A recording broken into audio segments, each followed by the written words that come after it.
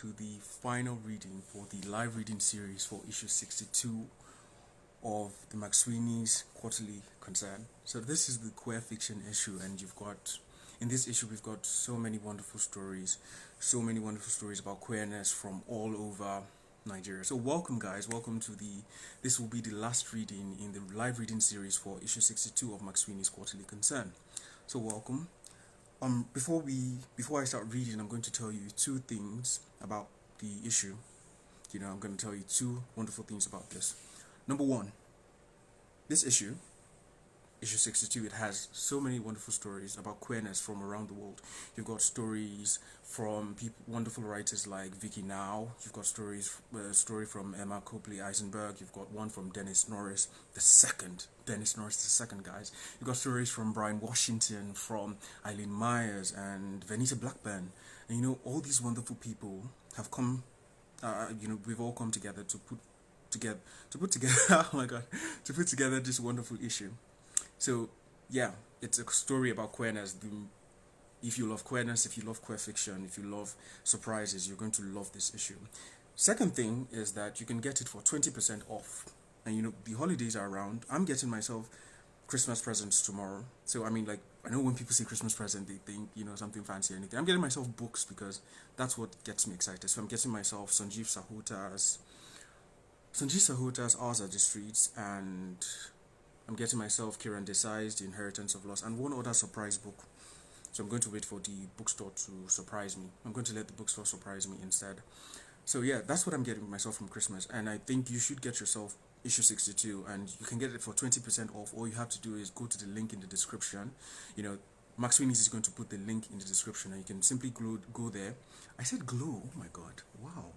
You can simply go there, click the link in the description, and you get 20% off by using the coupon code queer fiction. It's exactly like, yes, queer fiction. Just input queer fiction in the discount place panel. What's that thing called? In the button place, put queer fiction in, and you can get 20% off. So those are the two things I wanted to tell you. So we're still waiting for a few. I'm going to wait for a few minutes so that people can come in, and Yes, Sanjeev Sahuta's The Year of the Runways was brilliant. I have it somewhere here, and that's why I went to get Ours Are the Streets. Because no bookstore in Nigeria has it, so I had to specially order it, and it's available now, and I can't wait to get my hands on it, because I got Aravind Singh's The White Tiger. I'm looking for his other books, so oh my god, we're talking about books, and I sound like a geek. Yeah, that's what we're here to do. We're here to talk about books, but. So get your it's Sanjeev Sahuta's books are wonderful. Thank you for having me here. One other thing, before we start, let me tell you a bit about this story. So, P.S. if my eyes look red, or it's 3 a.m. here, so I basically just woke up and just came for the camera. So this is how I look at 3 a.m. in the morning. Yeah, imagine how I would look at 8 a.m. Okay, so let me tell you a bit about the story.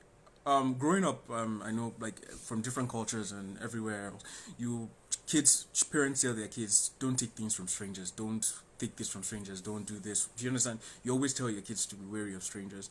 And growing up, this is something that I always heard about too. So I think I actually had the idea for this story for 3 years, because I stopped writing in 2017 to focus on work and school. So I literally did not. You guys have experienced that, right?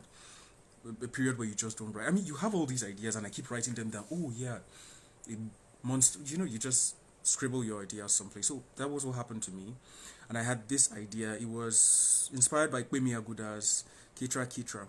I don't know if anyone has read Timi Odueso before, but Timi Odueso is a wonderful Nigerian author. So I had the idea for my story in McSweeney's issue 62 from, experiences as a kid, and thinking that, I'm sorry, I said thinking, oh my god, wow. Okay, as I was saying, parents tell kids, don't take things from strangers, don't do this with strangers, don't do that with strangers. So that's what I wanted to write about. I wanted to write about an experience that follows you from when you're a child lessons that you don't learn while we're children, and you learn it as adults. So that translated into a very, very queer story about about a Muslim man and his lover. I don't know if I would call him a lover. I mean, I think that would be left to you guys. You can review it however you want. But to review it, you actually have to buy it. So again, McSweeney's is given 20% off. Click the link oh my god. Click the link in the description and you can get 20% off if you put the code queer fiction. All you have to do is put queer fiction. So without further ado, I think we should get into the story. P.S. It's a very long story, so I'm not going to read everything. I'm just going to read the short part.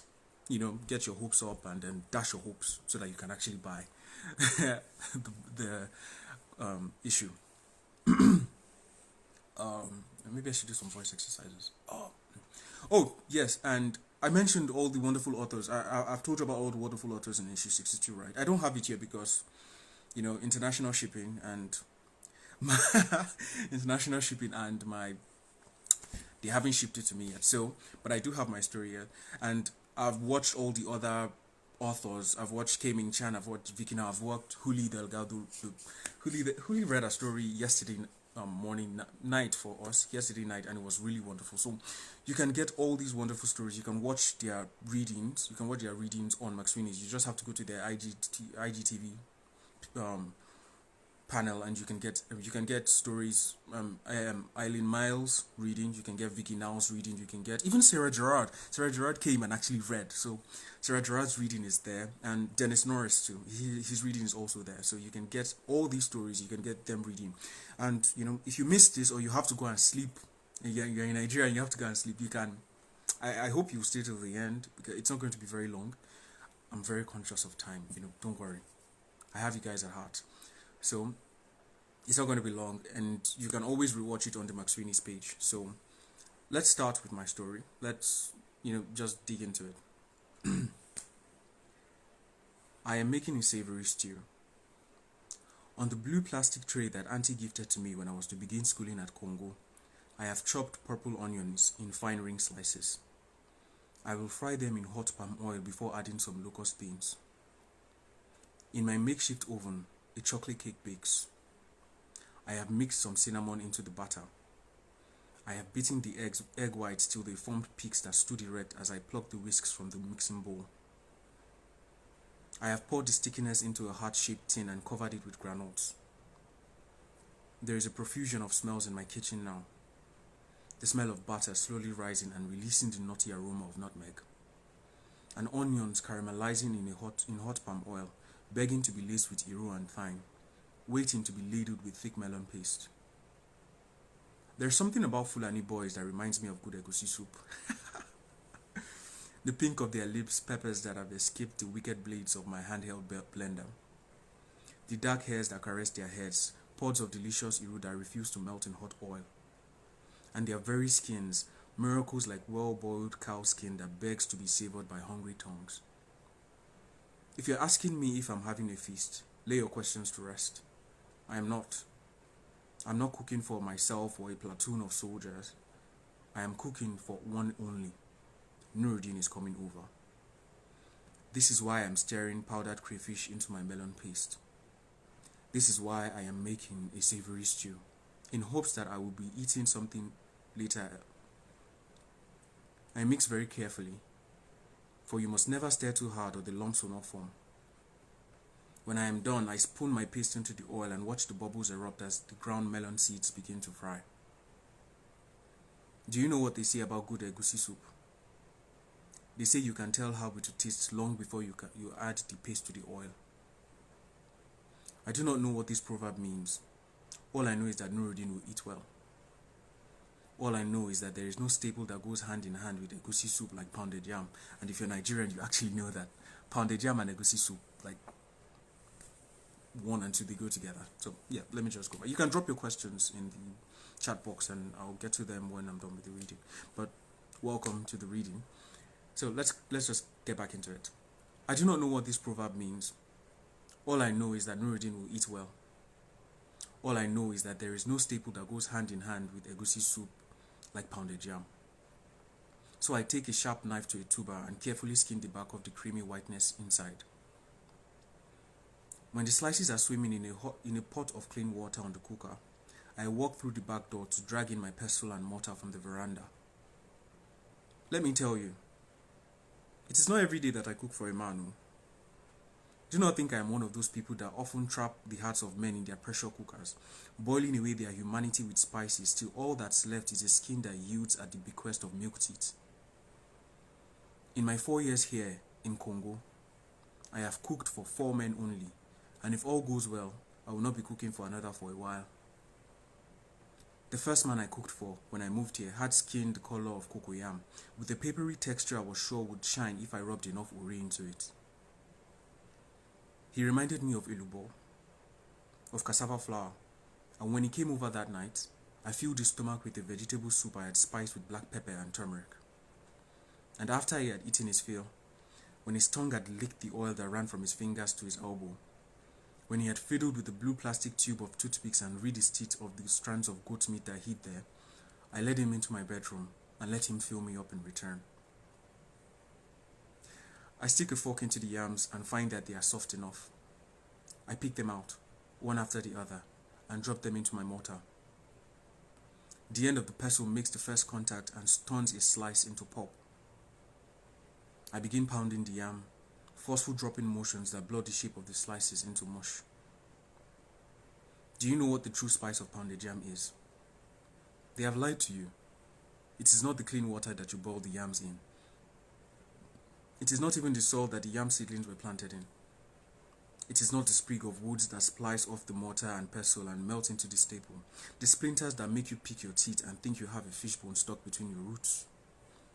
It is the sweat of the pounder. These little drops of nectar, of energy, of hard work are the true spice of pounded yam. It is why your fingers find solace in each mold you make. It is why your throat finds it easy to push the mash down, because the pounder has lubricated your meal with their love. The second man I cooked for here came one night after my first, during my second year in Congo. He was the butcher at the stall where I bought my meat, and he told me he liked the way my fingers pointed at the meat whenever I ordered him to cut it into smaller pieces. I told him that I liked the way the muscles in his arms flexed when he raised the wooker to cleave meat from bone.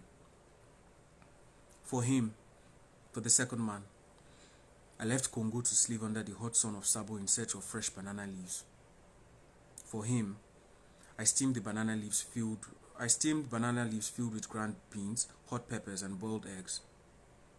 For him, I made a spicy moi moi that melted in his mouth and made him say, "Wallahi, may Allah punish me if I don't take care of you." For him, I laid out a mat in the sitting room and pushed him down onto it before burying my face in his groin. And as he groaned, as he tried to push my head away after his pleasure erupted in my mouth, as he screamed, "Stop, stop, no more," I felt his juices melt in my mouth, and I took back from him every morsel of me he had swallowed from my table. I wrapped the fluffy white staple in a clear transparent nylon and stuffed it into a cooler. I moved to the cooker and opened the pot to find that my paste has mixed with the oil to form a pale yellow. I moved to the cooker and opened the pot to find that my paste has mixed with the oil to turn from a pale yellow to a bright orange. I grab my spice basket and add first half a teaspoon of curry. As I measure out black pepper and crushed seasoning cubes, I think of the third man that ate at my table in Congo.